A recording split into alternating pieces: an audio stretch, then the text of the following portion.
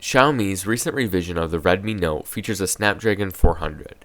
After using the phone for a couple of weeks, I have gathered my thoughts on the Redmi Note 4G LTE. This is my full review of the Xiaomi Redmi Note 4G LTE. Before I get started, I'd like to thank Pandawill for sending me a review unit. If you'd like your own Note 4G LTE, be sure to check the links in the description. The Xiaomi Redmi Note 4G LTE is available in glossy white. The back cover is reasonably durable, but did easily collect both fingerprints and scratches.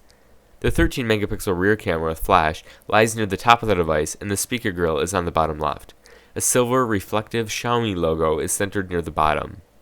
The headphone jack is on the top left alongside a noise-canceling microphone. The micro USB port is on the bottom, also near a microphone. The power and volume buttons are on the right side of the phone. I found the buttons easy to press and well placed. The 5-megapixel front-facing camera on the Note 4G LTE is positioned on the top left.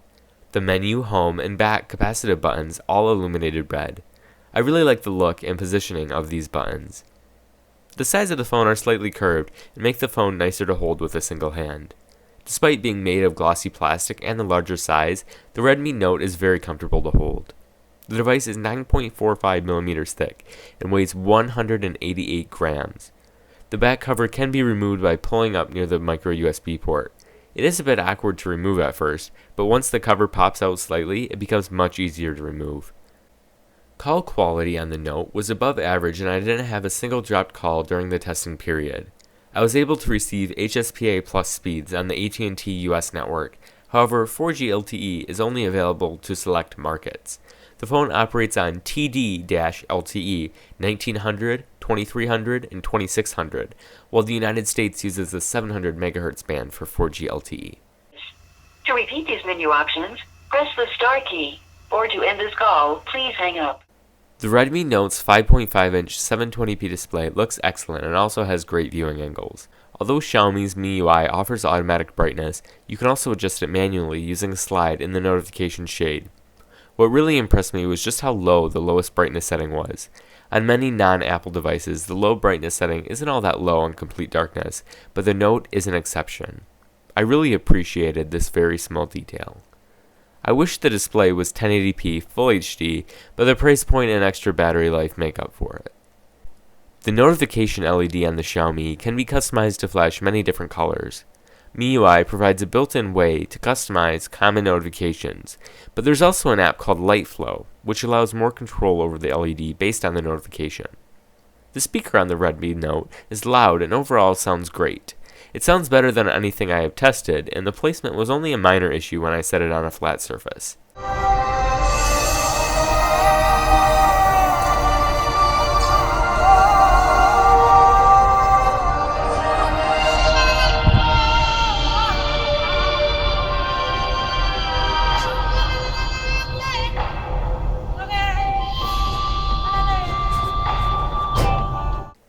The 13-megapixel rear camera was better than I had anticipated. The camera takes great pictures both indoors and outdoors, and color reproduction seems to be a strong point. What really stood out to me is how fast it takes images. This is really great for many reasons, and helps when taking a good image of a moving object. I also recorded a few sample videos.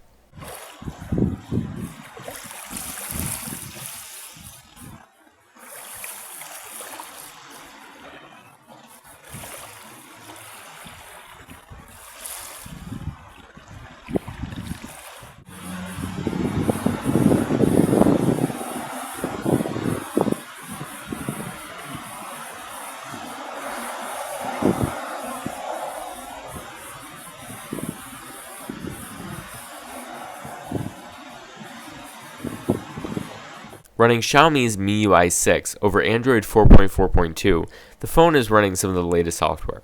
The experience is very different from stock Android, and the phone lacks Google services out of the box, which I'll talk about more in a minute. A lot of MIUI's changes are minor, small details, which were either really great or annoying. A quick overview of what I liked. The notification shade with the buttons to toggle between notifications and, well, toggles, being on the bottom. Small detail, but it makes sense. When I swipe down, my finger isn't going to be near the top of the phone, it's going to be at the bottom near the buttons. Another small detail is the one-touch flashlight activation in the toggles. It eliminates the need to find a half-decent flashlight app, launch it, and then press the button to turn it on. Another cool feature is Do Not Disturb. You can have it on a schedule, create exceptions for repeated calls, and also create exceptions for a specific contact. Another small detail is the option to adjust color temperature and saturation. While a few other Android phones offer this, it does not come in stock Android, and giving me the option to change this is wonderful. MIUI also gives the option whether you want it to pulse the notification light when you receive a notification. You can also change the colors for the notifications, calls, and messages without downloading any third-party apps. Mi Sound optimizes the sound based on your headphone type and makes it sound quite a bit better actually. There's also an easy way to manage notifications for each app. Is that game you just downloaded sending you annoying notifications? No problem, just hide it from the notification shade. If you have an always running app that uses the notification to stay alive, then you can hide it from just the status bar or hide the notification completely. I really love the ability to control what notifications I see. Android is known to be good when handling notifications, but MIUI takes it to the next level. There's also privacy protection, which includes a guest mode and the ability to lock specific apps. The pre-installed security app includes an antivirus scanner and various optimization tools. It seems that Xiaomi has completely removed the built-in data usage monitor and added their own. I prefer MIUI's counter as it not only shows how much data each app is using, but also allows me to restrict data usage for both cellular data and Wi-Fi. This is something every Android phone needs, and it seems sort of silly that stock Android does not include this option. The security app also allows users to block certain callers, manage app and root permissions, and also includes a power saver mode.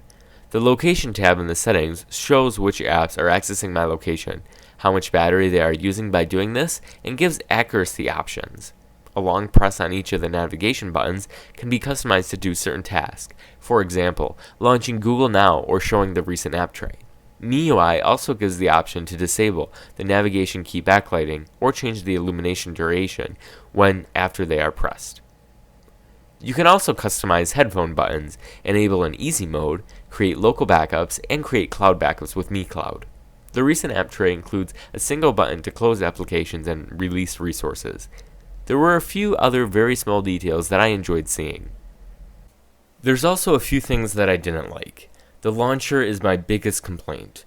Unlike a traditional Android experience, the default launcher does not include an app drawer. That means that all of your apps appear on the launcher and there's no way to keep the ones you don't use often out of view. Luckily, it is possible to create folders and customize the position of the icons, but that doesn't fix the issue of having all the apps in a single view. This is very similar to iOS, and it's quite obvious where Xiaomi found their inspiration to do this. Even the folder page looks exactly like iOS. Since this is Android, it is possible to change the default launcher and create a more traditional experience.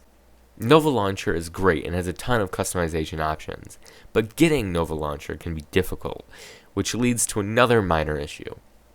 The phone does not ship with Google services. That means, out of the box, you won't have access to apps like Gmail, Google Maps, Google Now, and the Google Play Store. Fortunately, after creating a Mi account, an app called Google Installer can be downloaded from the Xiaomi market. The app installs the Google Play Store and Google services, giving users access to the Google apps. If you don't wish to use the Google Play Store, you can also install other app stores, like the Amazon App Store. I don't have anything against the Xiaomi market, the apps are just targeted towards the Chinese market. The Google Apps hurdle isn't much of an issue, but I think it is important to mention it. While many of the pre-installed apps are useful, some are not localized and only display in Chinese. Since they are pre-installed, some cannot be easily removed. So, all in all, there are a few things about MIUI that I didn't really like, but all these issues can be resolved pretty quickly and easily. Xiaomi's MIUI is really good, but it's not perfect. Do I prefer it over stock Android? Actually, yes. MIUI offers a lot of control over many aspects of the experience. It would certainly take me some time to get used to it, and the first thing to go would be that launcher, but it's a switch I'd be comfortable with. The Note 4G LTE is powered by the Qualcomm Snapdragon 400, specifically the MSM8928. It's quad-core and clocked at 1.6 GHz. An Antutu benchmark reveals a score of 18,830.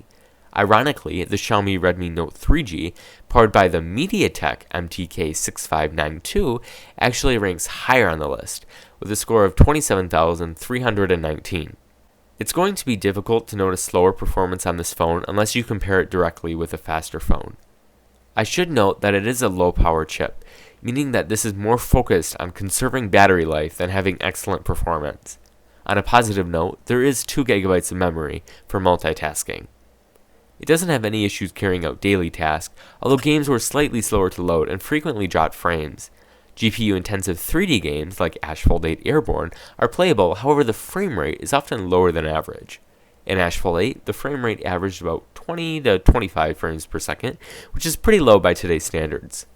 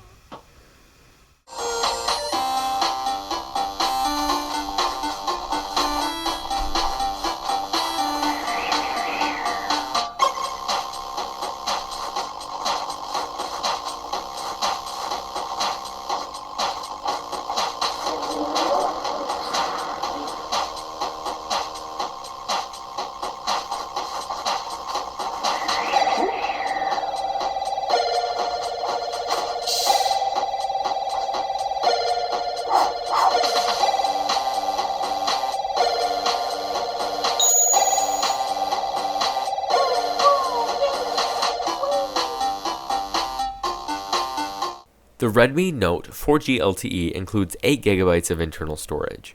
The micro SD card expansion slot supports up to 64 GB, however, MIUI does not allow apps to be moved to the micro SD card. This means that you will be stuck with less than 5 GB of internal storage for apps and games. I did test GPS with the Xiaomi and had no issues whatsoever. The GPS lock was fast and accurate, which is to be expected with any modern smartphone. Battery life on the Xiaomi Redmi Note 4G LTE was excellent. Thanks to the phone's larger size, the battery is a pretty large capacity, 3100 mAh to be exact. Combined with the 720p screen resolution and low-power CPU, the Note 4G LTE easily lasted throughout a full day of moderate to heavy use. With light use, it would last 2 to 3 days, which is pretty impressive. Even if you do start to run out of battery, there are a few battery-saving options that I discussed earlier. This is easily one of the best phones for long battery life, even rivaling phones like the THL 4400. If you purchase the Note 4G LTE from Pandawill, you will receive Xiaomi documentation, a Pandawill Quick Start Guide, a USB cable, and AC adapter. Xiaomi has made an excellent phone at a great price point. It may not be the best option for those who want a stock experience, hardcore mobile gamers, or people with many apps. However, the Redmi Note 4G LTE shines in pretty much every other department. It has an excellent design, display, speaker, and camera, also having a highly customizable software experience and long battery life. It's one of the best larger smartphones available, and may even be the best at this price. If 4G LTE isn't supported in your market, then you should really consider the 3G version with a slightly faster processor and better graphics. I have not tested the 3G version, but I would imagine it to be a very similar experience. If you are interested in picking up one of these Xiaomi Redmi Notes, be sure to check the links in the description to purchase on Pandawill. Thank you for watching, and please make sure to like, comment, and subscribe to see more phone unboxings and reviews.